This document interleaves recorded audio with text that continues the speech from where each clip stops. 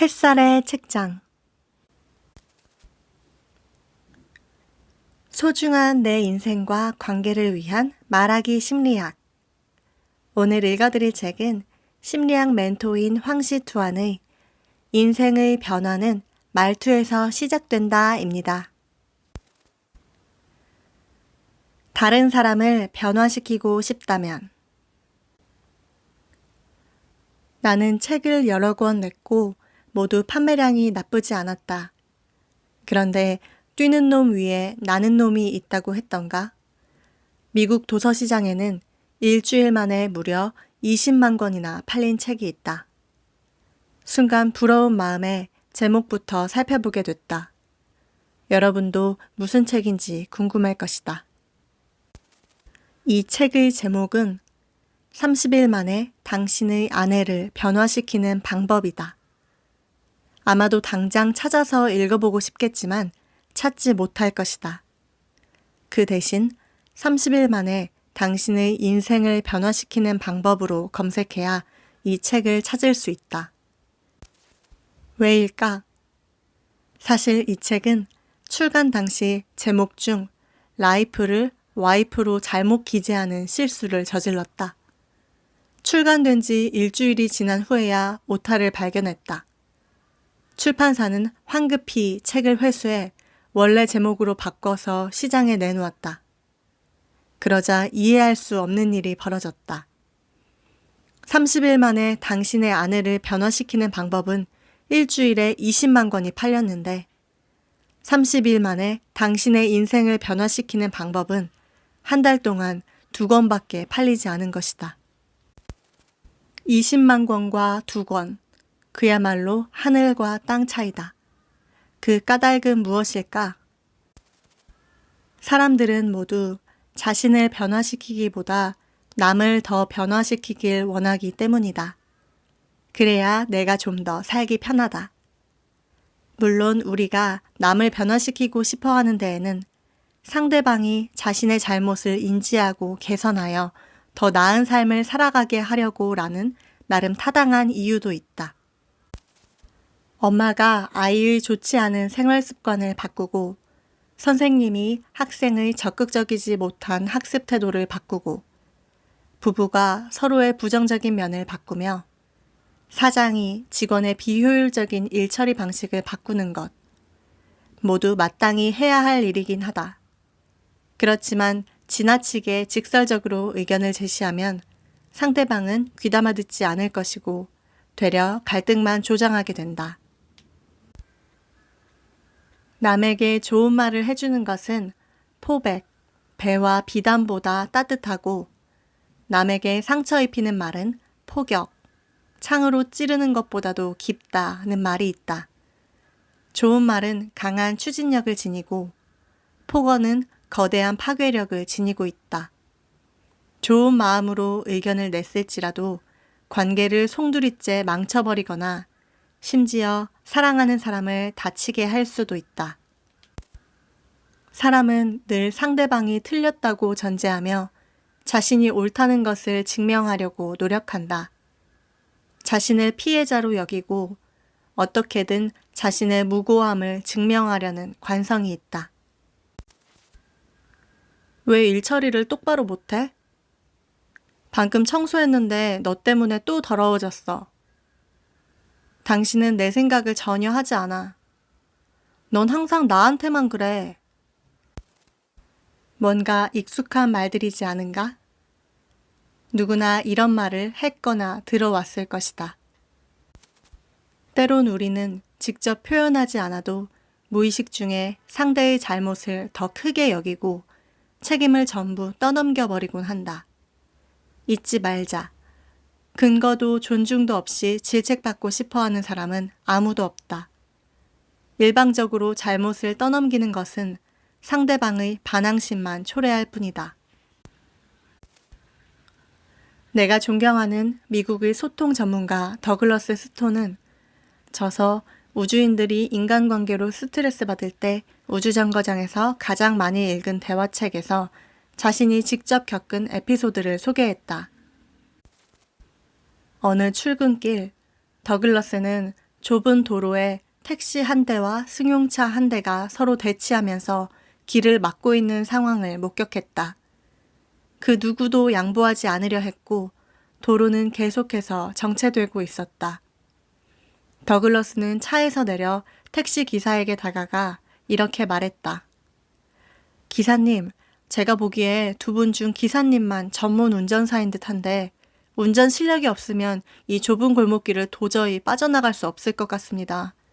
저 사람은 분명 차를 못 뺄 것 같은데 번거로우시겠지만 기사님께서 차를 빼줄 수 있으신가요?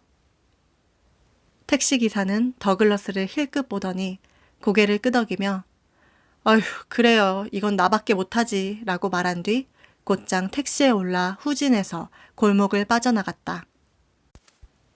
만일 더글러스가 택시기사에게 양보할 줄 몰라요? 가정교육을 어떻게 받은 겁니까? 그런 정신으로 무슨 택시기사를 합니까? 라고 말했다면 어떻게 됐을까? 작게는 말다툼에서 크게는 몸싸움으로 번지지 않았을까? 더글러스는 잘잘못을 따지지 않고 택시기사를 운전 능력이 뛰어난 사람으로 치켜세웠다. 그는 능력 있는 사람이 양보도 할 수 있다라는 가설을 세웠고 택시기사에게 이 가설을 기꺼이 받아들여 양보할 수 있게 했다. 여기서 중요한 점은 바로 자신의 잘못을 인정하고 싶어하는 사람은 없다는 것이다. 상대의 잘못을 고쳐주고 싶어서 직접 잘못을 지적한다면 아무리 좋은 마음으로 말했다고 하더라도 상대는 기분이 나쁠 수 있다. 반대로 우선 상대가 옳다고 가정한 다음 그에게 그가 더 나아질 수 있다고 말하면 그는 선뜻 당신의 의견을 받아들일 것이다. 모든 사람은 자신이 옳다는 것을 증명하고 싶어 하기 때문이다. 자신이 옳다는 가정에서만 사람은 더 좋게 변화될 수 있다. 이것이 바로 사람을 변화시키는 지혜이다. 말다툼을 피하는 3가지 방법. 데일 카네기는 논쟁에서 이기는 유일한 방법은 논쟁을 피하는 것이라고 말한 바 있다. 논쟁은 가장 불필요하고 피해야 할 소통 방식이다. 그러나 만일 상대방이 정말 잘못을 저질렀고 그것을 바꾸고 싶다면 어떻게 해야 할까? 잘 봐. 네가 틀렸다는 것을 내가 증명해 줄게. 보통 사람들이 자주 하는 말이다. 그렇게 애써 상대방의 잘못을 증명하는 과정에서 우리는 쉽게 말다툼을 하게 된다. 다툼 끝에 상대가 틀렸다는 것을 증명해내고 승리를 거머쥐어도 관계는 이미 틀어졌을 가능성이 크다. 말다툼이라는 것이 늘 그렇다. 왜일까? 말다툼에서 이기기 위해 우리는 상처 주기라는 무거운 대가를 지불하기 때문이다. 이는 당신을 향한 상대방의 미움만 증폭시킨다. 자, 그럼 말다툼을 피하는 방법을 알아보자. 첫 번째, 우선 상대방의 장점을 찾아서 인정해주자. 일상생활에서 흔히 돈 때문에 다툴 때가 많다. 내가 상담해준 또 다른 부부의 예를 들어볼까 한다. 남자는 경제적으로 그리 넉넉하지 않은 가정에서 자란 탓에 비교적 검소하고 반대로 여자는 넉넉한 집안에서 먹을 것, 입을 것 모두 풍족히 누리며 살아왔으며 결혼 생활 또한 그래야 한다고 생각했다. 두 사람은 항상 지출 문제로 말다툼을 했는데 남편은 아내의 큰 씀씀이를 못마땅해 했고 아내는 남편의 지나치게 검소한 모습에 답답해했다. 나는 두 사람에게 모든 대화의 서두에 이렇게 말할 것을 제안했다. 아내는 남편에게 나는 당신이 우리 가정을 위해 절약하는 것을 알아요. 남편은 아내에게 나는 가족의 행복을 위해 돈을 적재적소에 쓸 줄 아는 당신의 모습이 좋아요 라고 말이다. 상대방에게 예의를 차려 좋은 모습을 먼저 언급하면 보다 원활하게 소통할 수 있다. 인간의 마음속에는 남에게 인정받고 싶은 욕구가 언제나 존재한다.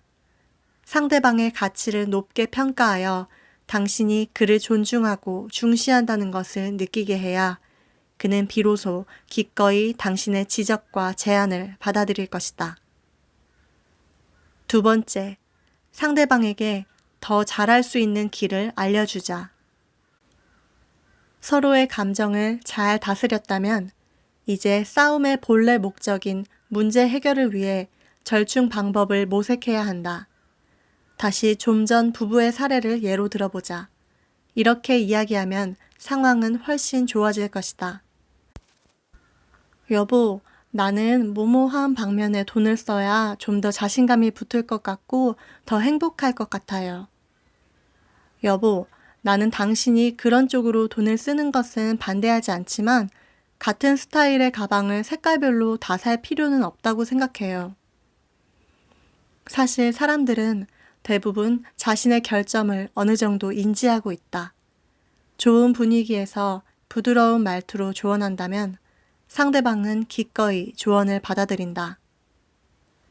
세 번째, 미래를 내다보자. 서로를 이해했고 공감대가 형성되었다면 이후에 같은 문제로 다툴 일은 없어야 한다. 그래서 함께 앞날에 관해 대화하는 것은 필수다.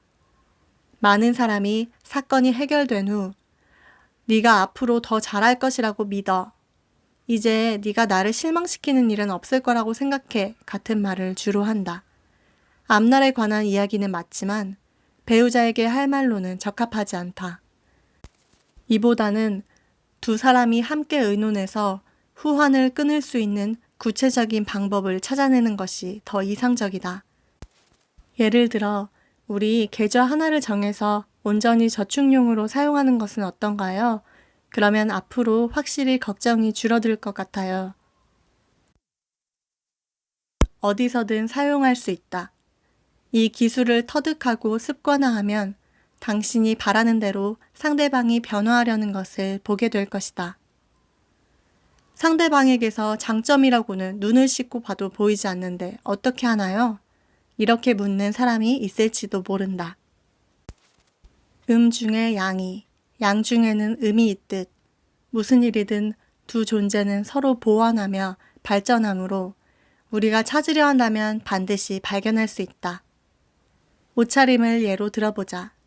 만약 어떤 사람이 완전히 해진 옷을 입고 심지어 씻지도 않아서 더럽다면 우리는 그 속에서 그의 어떤 장점을 찾을 수 있을까? 일단 옷에 신경을 쓰지 않는 것을 보니 검소한 사람으로 볼 수 있다. 또 그런 모습으로 아무렇지 않게 거리를 활보하는 것을 보니 다른 사람을 별로 의식하지 않는 용기와 당당함을 찾아볼 수 있다. 그렇지 않은가? 심리학 연구 결과에 따르면 모든 행동의 배후에는 긍정적인 동기가 하나쯤은 있다고 한다. 행동은 잘못됐을지 몰라도 적어도 그 안에 있는 긍정적인 동기는 인정해줘야 한다. 마트에서 무언가를 훔친 사람을 예로 들어보자. 도둑질이라는 행위는 명백히 잘못되었지만 그 안의 동기가 무엇인지 살펴볼 필요는 있다. 생활이 정말 어려워서 굶주리고 있을 가족을 위해서 그랬을 수도 있다. 우리가 상대방의 긍정적인 동기를 알아주고 능력을 인정해줘야 상대방이 마음의 문을 열고 우리의 의견을 받아들일 수 있다. 도둑질을 한 사람에게 다짜고짜 욕하고 윽박지르는 것은 그를 변화시키는 데에 아무런 도움이 되지 않는다. 대신에 이렇게 큰 위험을 무릅쓰고 이런 일을 한 것을 보니 당신은 피치 못할 사정이 있었나 보군요.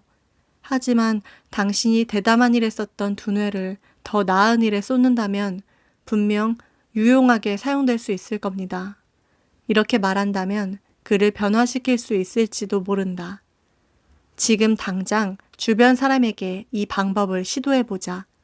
당신은 분명 이 기술에 빠져들 것이다. 누군가를 변화시키고 싶다면 우선 그의 장점을 찾아서 인정해 준 다음 발전할 수 있는 길을 제시해야 한다는 점을 반드시 기억하자. 읽어드릴 부분은 여기까지입니다. 나 자신도 바꾸기 어려운데 남을 바꾸는 일은 얼마나 더 어려울까요? 이 책을 읽어보니 다른 사람을 변화시키고 싶다면 결국은 내가 상대방과 상황을 바라보는 시각을 바꾸고 내가 말하는 방식을 바꿔야 한다는 결론이 나오네요. 꼭 변화시키고 싶은 사람이 있다면 믿져야 본전이니 한번 노력해보시면 어떨까요? 말하는 습관을 바꾸면 인생의 방향이 달라진다고 합니다. 여러분도 현명하고 지혜로운 말하기 습관 장착하셔서 여러분이 원하시는 방향으로 소중하고 행복한 관계 잘 만들어 가시기를 바랍니다. 햇살의 책장, 햇살이었습니다.